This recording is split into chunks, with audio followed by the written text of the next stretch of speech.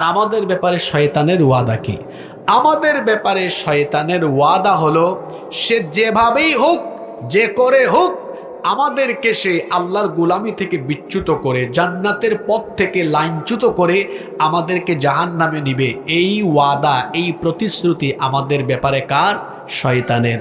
তাহলে আমাদেরকে আমাদেরকে নেকামল করলে জান্নাত দেওয়ার ওয়াদা করেছেন কে? জোরে বলতে হবে কে? আর আমাদেরকে জাহান্নামের পথে নেওয়ার জন্য, জান্নাত থেকে দূরে সরাইয়া জাহান্নামে নেওয়ার ওয়াদা করেছে কে?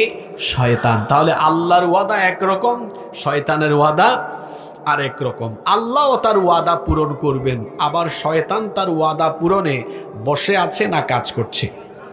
জোরে বলেন, বসে আছে না কাজ করছে? কাজ করছে। সে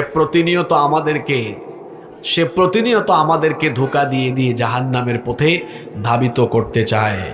তবে শয়তান এটা শুধুমাত্র জিন জাতির ভিতরে নয়, বরং শয়তান তার প্রধান টার্গেট হলো